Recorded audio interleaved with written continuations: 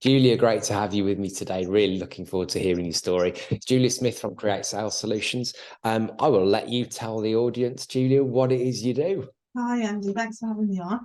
Cre8 Sales Solutions, we are a lead generation company. We help businesses grow. We help them find new sales opportunities. We've been around for nearly 13 years, helping businesses who sell to other businesses find leads. Predominantly telemarketing, lots of business development, lots of digital tools these days. But yeah, we help businesses grow and get to where they want to be. Great stuff. So I guess there's been a few changes in that business over the years. Yeah, very much so. Yeah, very many. Yeah. We might not have time to go through all of those. Yeah. So what would you say sets you apart from your competition, Julia? What makes you different? I think one thing since the pandemic, I really stopped trying to grow Cre8 and focused much more on the growth of our clients. And obviously, we were always focused on the growth of our clients, but we had an eye on growing our business as well. And I think it was the CEO of Land's End who said, focus on the client, not your own business. And it just became a natural thing for us to focus on growing the client so that it's 100% of our focus. I think also because we work with a lot of tech companies, we've learned a lot about some of the tools we can use that really make a difference to our results. Yeah. And that may not be common to a lot of telemarketing companies. And also because I wouldn't say we're boutique, because I don't like that kind of sort of terminology, but we are quite specialist, and we do tend to work with people who sell something either complex or a bit niche, and we have a lot of technology clients. And so we have, it's high value sales, so we can afford to use some of the digital tools that maybe some more run-of-the-mill telemarketing companies can't really use because their rates might be a bit lower. So that definitely would make a difference. And also, I guess we'll talk a lot about this, but I think the inner work, which I've done a lot of, there's also a spiritual element to me and how I approach everything, which is always about integrity, non-judgment. It's difficult to use this word in a podcast about business, but love, where I'm coming at things from a position of may all beings be happy, may all beings be free from suffering, and that's like a Buddhist thing, but that's really important to me, that in the business everything is on that basis. So the people who work with us, our suppliers, our customers, you know what it's like. Sometimes you can have a meeting with someone and they might be getting on your nerves, for example, and in the past there would be a judgment, and now I'm very quick to quash that and see we're all the same, we're all one, we're all coming from the same place, we all want the same things. How do I serve this person, serving myself at the same time, not leaving myself out of that. But that approach, I think our business has grown and grown, and my business has grown more since I've had that approach, because I think people can sense that, Yeah, I agree. Absolutely. If you do the right thing, it comes back, doesn't it? Yeah, absolutely. Yeah, very much so. Great. Yeah. Thank you. So where are you taking the business, Julia? Where do you see this thing going? Again, I think that's an interesting one, because up until 3 years ago, we always had goals. And even 2 years ago, I had a goal. I did a bit of work with another action coach, and I kept it very low key. I just wanted to turn it around, business, and make it successful. And I set a sort of a very small goal for a 10-year plan to just sort of work in the business, finish up with enough of a pension, etc., etc. And again, just coming back to the spiritual thing, I suppose I'm now less inclined to have goals to a certain extent, because I let the universe show me what's coming. and I go with surrender. And it doesn't mean I abdicate, you know, I don't abdicate. I still turn up, I show up, I work hard, I work on myself, I work on the business, but I don't push things, you know, I don't force things to happen. I see what's being shown to me, I trust my intuition. So I'm not absolutely sure is the answer for what's next.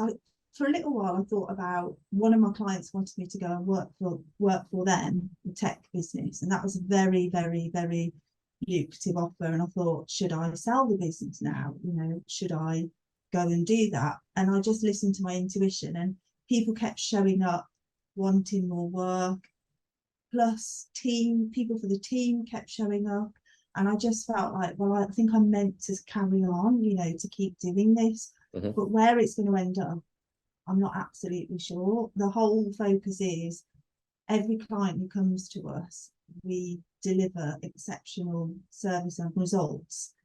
That delivers me real peace of mind, plus a lucrative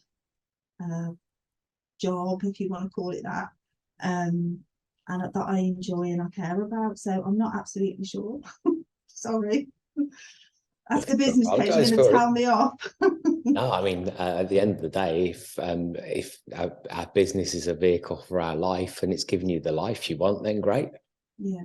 That's all that matters, isn't it? Yeah, absolutely. Great. What would you say your biggest learning's been then since you've been a business owner? I mean, we've known each other quite some years now, and I've seen your business go through a number of transitions. So I suppose I guess there's a fair few learnings in there. Which would be the biggest one? How would you choose that? I don't know. Yeah. I mean, I do think the biggest thing is you can do the stuff in your business, you can do the working on your business, but your business is never going to be bigger than any beliefs you're holding about yourself. Yeah, agreed. So whatever you've got going on inside you, that's where you're going to get to. You know, that's the next boulder up ahead is you. And I knew that, you know, when I very first started the business, and I didn't know if I could run a business or have a business. When I very first started, inside my head, I kept saying, the only reason this business would ever fail is because of you. That's the only thing that's going to make it fail or succeed.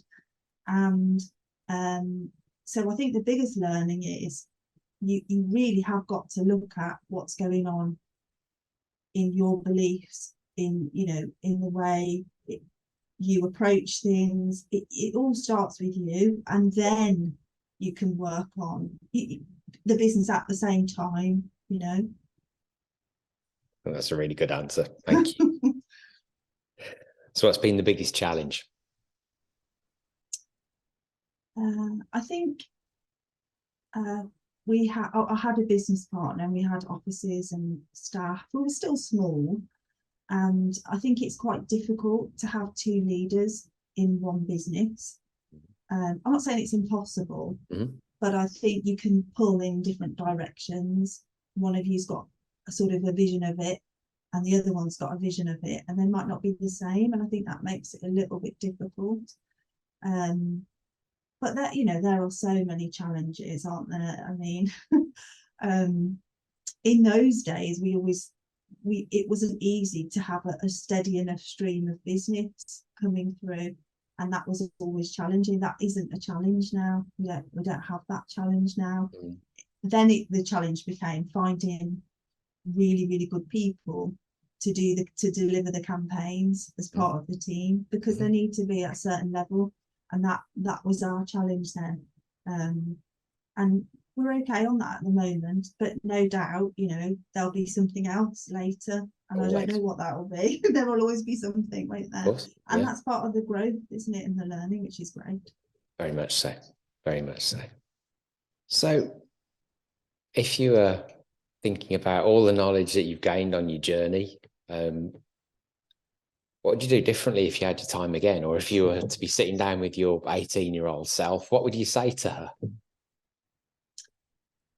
I would say look inside, you know, look inside at yourself and look at, because you know, at the time, at 18, I didn't know I had lots of issues.